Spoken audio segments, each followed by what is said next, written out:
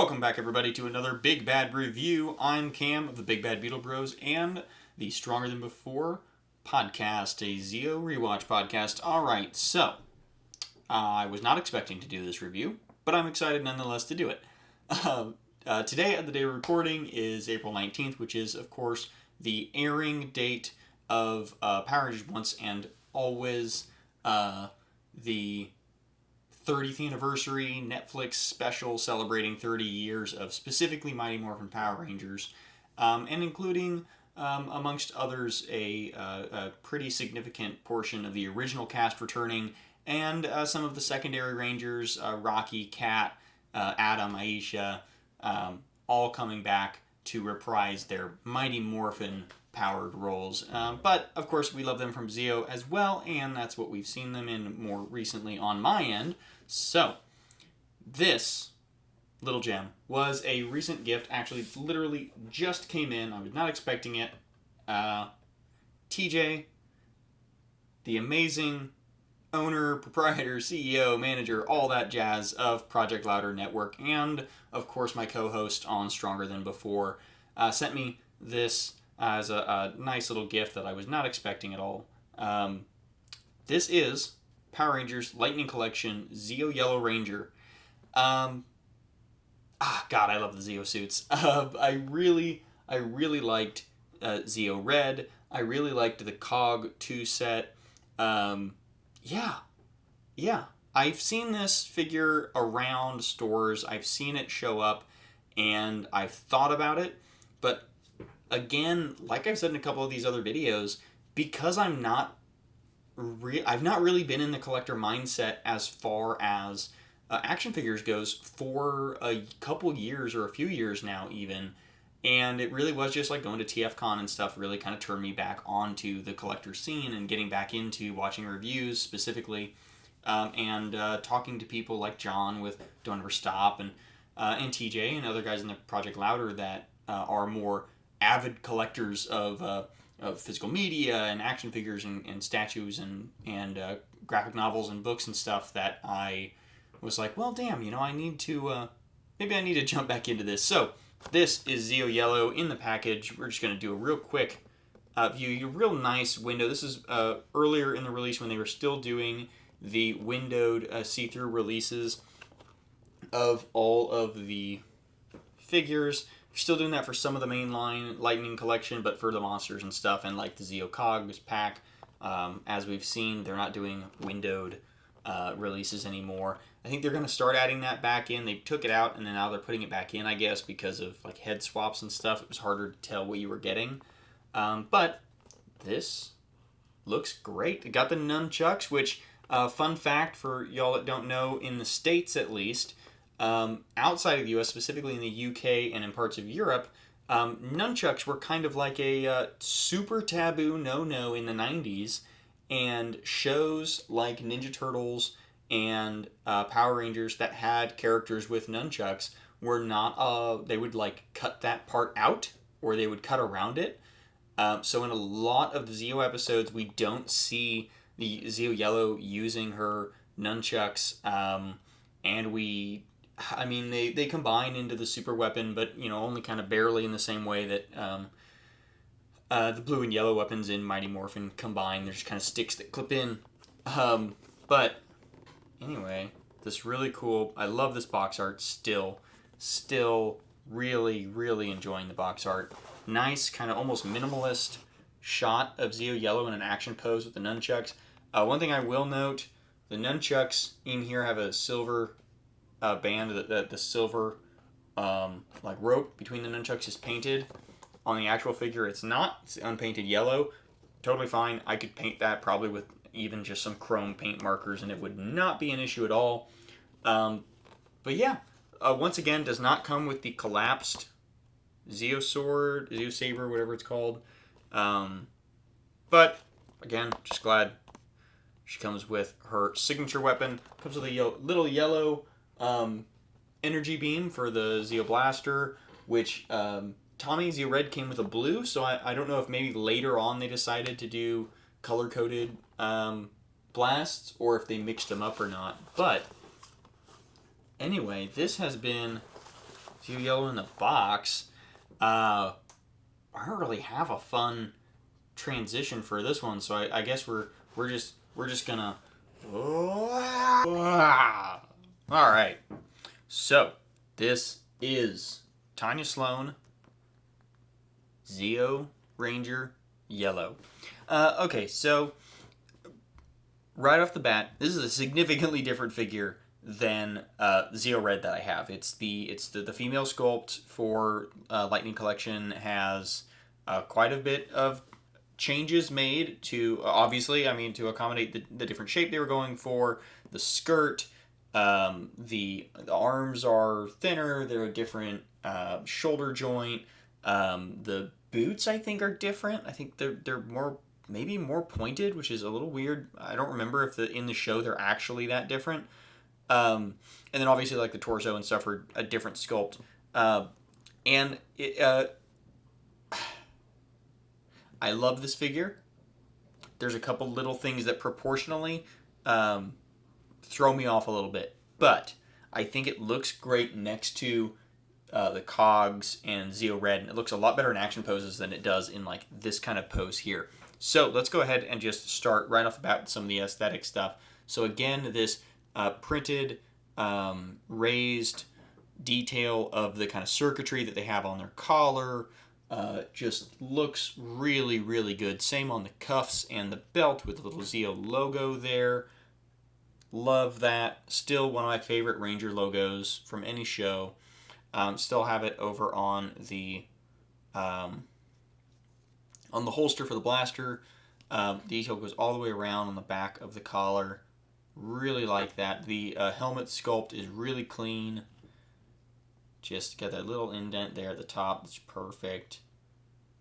Nice little the Zeo Yellow 2. Yeah. Ugh, I love the detailing on these Zeo Rangers. Just stands out so perfectly to me. Okay, articulation. I've got your basic, basically 360 on the head. Although it is, I will admit, this one's tighter than the Cogs and Zeo Red that I have, which I'm okay with. I'd prefer, again, I always prefer a tighter joint than a looser one. Get a little bit of downward and a little bit of up, but not a ton. And then on the shoulders, we have this kind of inward torso joint. Goes pretty far back, pretty far forward. Unlike Zeo Red, the gold detailing actually is all on the torso. It doesn't go into the arm and shoulder piece, which I do like, but I am kind of thinking that maybe that's what's throwing me off on the shoulder separation to the arm, is that I think the arms are a little thin at the bicep, and the shoulder just, there's this little bit of a drop from the collarbone to the shoulder, and I think that's what's throwing me, is just that little bit of aesthetic drop. You put the arms like up like that, and it doesn't bother me as much when that joint's exposed. Maybe that's what it is. Anyway, speaking of that joint, go up basically 90 degrees to the side, almost 90 degrees down, full 360 rotation, really good movement there. Elbow, little more than a 90 bend in, kind of a double click, and that'll also twist around 360. And then at the wrist, this is a removable hand, obviously, so 360 and then a little bit of a wrist swivel joint there, or a joint, double click joint there. Same on the other side, obviously. Torso has two joints, so you've got your kind of ball joint here at the top that could spin all the way around. I'm not going to. That gives a pretty good upward bend, and then basically to a 90. And then there is another joint at the midsection that gives you even more of an upward bend and a little bit of a downward addition, but still mostly that upper torso. Now when we get to the waist and stuff, the skirt does hinder leg movement quite a bit, so you can't quite get a 90-degree kick. You can if you go to the side, but it's not going to be easy to balance. And you can't get a full split or anything like that, so you got to kind of wobble it with the ankle and stuff, and it's gonna be a little difficult to get some kick poses with the skirt molding. That is a tad bit disappointing, but hey, it is what it is. So yeah, that's the hip movement there. up the upper thigh. It's got a 360 rotate, and then you've got your double joint. Now I can feel in this joint, in the knee, that this is a very soft plastic because it's got a lot of give in it versus the other figures that I have. And you can see how it's not quite clicking into place when I bend it. And you can see a little bit, this left knee is kind of kicked out a little bit. That's pretty easy to fix. Just kind of soak the figure in hot water, warm water, not boiling, and then kind of just bend it back, and you're going to want to actually flex it further than you're intending it to stay, so that it kind of corrects itself a little bit and ends up back where you want it. So yeah, this one kicks out a little bit. This one's pretty good, but it does struggle to bend at the knee, which is okay. It's not the worst problem to have with a figure, but I do know that that is one of the QC problems that have been popping up. So here at the boot, top of the cuff, 360 rotate, and then down at the ankle, got a click back and a click forward, and then the boot's actually connected at the front of the boot, so it gets basically a full ankle rotation, but it's at a weird tilt, which I think will actually accommodate the skirt hindrances, I guess, of the legs, so maybe. All right, let's move over to the accessories. We're going to start off with the unmorphed Tonya Sloan head. This is a pretty solid head sculpt. I have been watching a lot of Zeo in the recent years, so Tommy and Tonya and that cast of characters, I'm way more familiar with how they looked at that point in time. I think this is a pretty good head sculpt compared to some of the ones that I saw early on. I think the hair detailing is really nice. I think the paint on the face sculpt, they did a pretty solid job on this one. I think it's an all right likeness to Tonya, and in like '96 or whenever this was. It's not too bad. And you just pop that on, and the hair actually does make this one a little tricky in my opinion. I'm gonna really straighten that ball joint out. There we go. Now we're gonna see if I can actually get it off. I'm probably gonna leave it on for a second. Yeah, not bad. Not bad at all. I will say, the neck looks a little long, but I think that's just the white collar. I think the white collar just expands the neck on these figures and makes it look like it's longer than it actually is.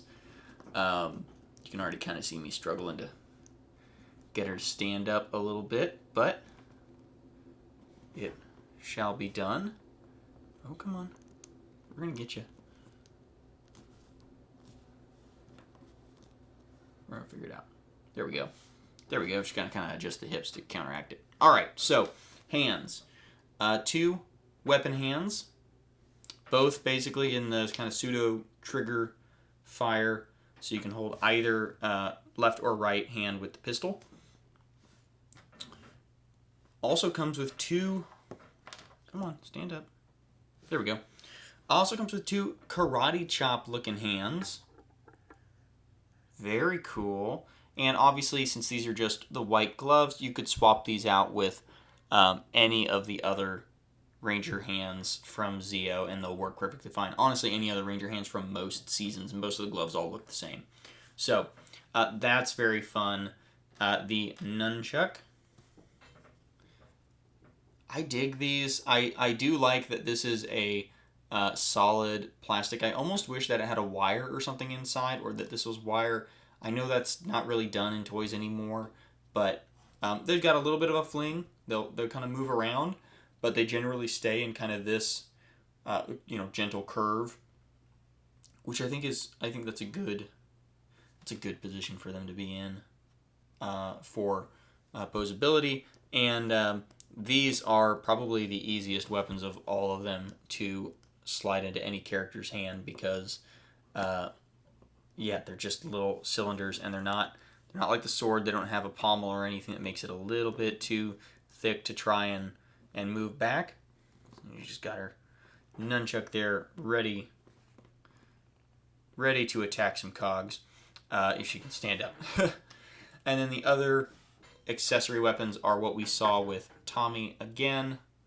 the Zeo Blaster, this time with, as I knock her over, this time with a yellow blast effect.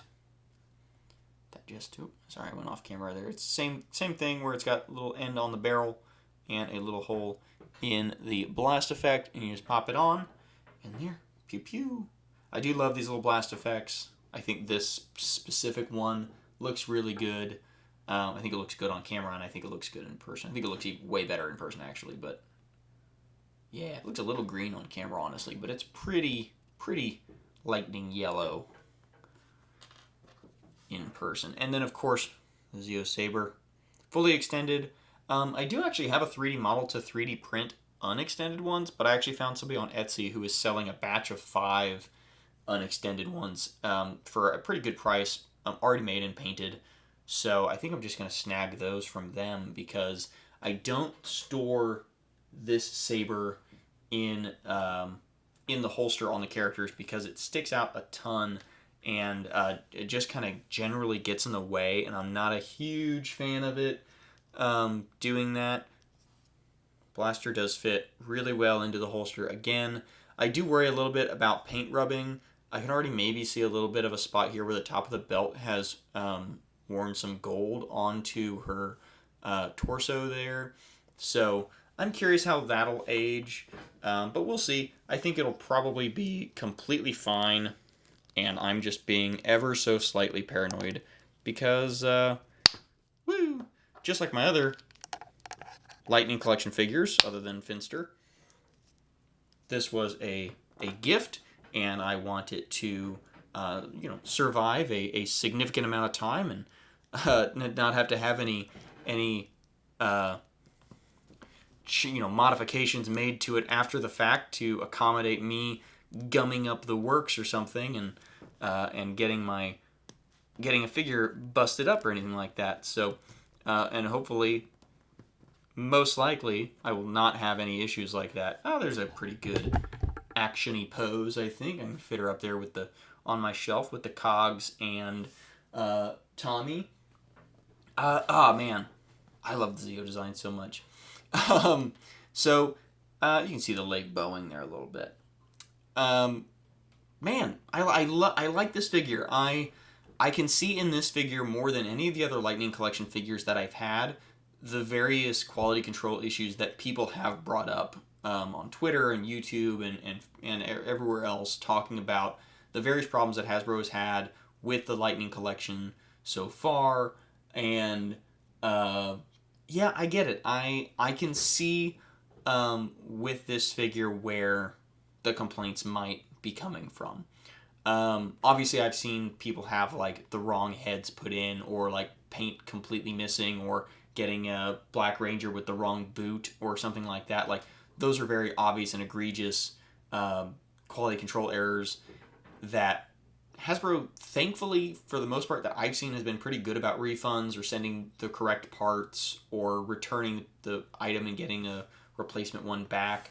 I know I've seen a couple of people already getting their refund checks for Astro Megaships that had broken parts or bad paint, things like that. So, it's a shame that it happens. They did, in the most recent Hasbro Pulse live stream about Power Rangers, they did specifically address trying to listen to fans and do better about QC and stuff like that. So that's really good, and especially this year when you're releasing so many figures and so many things like the Zap Astro Megaship, and now they're re-releasing without the NFT, thankfully, the black and gold Dino Megazord Zapped figure, the big one, and yeah, this is the year, the 30th anniversary with all these specials coming out, Cosmic Fury airing later this year. This is the year that you want to acknowledge that you are listening to fans, and with all of the kind of nostalgia fueled items coming out and events happening and shows airing, you're not going to want to piss off the fans too much that are going to be buying the more nostalgic type items like MMPR merch, which I think they've done a fine job of, honestly, and I've talked with other folks, and I think the QC problems are largely on par with every other line coming out of Hasbro right now, with Transformers and with Star Wars and G.I. Joe and all this stuff, the Marvel Legends line, I think the QC is pretty much on par all the way around. We are just surrounded by Power Ranger fans who are buying Power Ranger stuff, and so they're seeing the QC problems there. But I'm sure if you went onto a Marvel Legends page on Facebook or started following folks on Twitter who buy Star Wars Series Black figures, you're going to start seeing the same kinds of problems with paint apps or missing accessories or incorrect accessories or things like that. So, yeah, that's kind of what I'm guessing is the problem. But yeah, I really enjoy this figure. I'm tempted to get more in the Zeo line, and maybe that's the only set that I completely finish out. I'd love to see more monsters, and maybe the Machine Empire, King and Queen, and Prince Sprocket and stuff coming out from Zeo, from the Lightning Collection. Because, yeah, I dig these guys. They look great on a shelf. They would be the only team, logically, that I would get. The only Power Ranger stuff I have in this room that isn't Indie Toku or my signed stuff from various actors is a Zeo Green framed poster or print and a Zeo Red children's Halloween masks. So totally checks out that I would have a shelf full of Zeo Lightning Collection figures. And yeah, I'm digging it. I love it. Yeah, I don't really have anything else to say about this figure. I was surprised that the head sculpt was as nice as I think it is. And the only real disappointment is a few problems with like the leg joints and how thick the arms are. But that's not even a QC problem. That's just my taste in action figure making, I guess. But yeah, I hope everybody else has enjoyed this. I hope everybody has enjoyed the various other reviews that I've been putting out. I've had one a week for almost a month, I think. Over a month, maybe? Ew, I can't even remember. I know this will be airing, I think, the second weekend in May, probably. So we'll see what all's going on there. I do have some other things that I'm going to be throwing on. I have a box of Gundam stuff that I'm going to do an unboxing video of. And I may or may not do a video at some point talking about a certain computer that you may see behind Zeo Yellow here. Yes, I acquired an Apple IIe computer from a business that was closing locally. I got it for a really good price, and I've set it up, and I'm getting some software for it, and some upgrade kits and stuff. It runs, it's beautiful, gorgeous, and I cannot wait to mess around with it, and I may do some videos on here talking about it. And if I don't, and you want to follow along with me messing around with the Apple IIe, you can follow me personally on Instagram at Casey Camcorder. You can follow me on Twitter at Beetle Bros Pod and The Legit Hiccup. All those links will be in the description of the video. And of course, you can follow Big Bad Beetle Bros on Twitter, like I said, at Beetle Bros Pod, and Facebook and Instagram, and YouTube and Twitch, and everywhere else at Big Bad Beetle Bros. And you can also follow Stronger Than Before Zeo Podcast, or Stronger Than Before Podcast on Instagram and Facebook, and you'll find us all posting of these videos, posting new episodes. We are recording a 30th anniversary special, and that will be coming out soon. So, hope you guys enjoy that, and check it out next time. I'll see you later.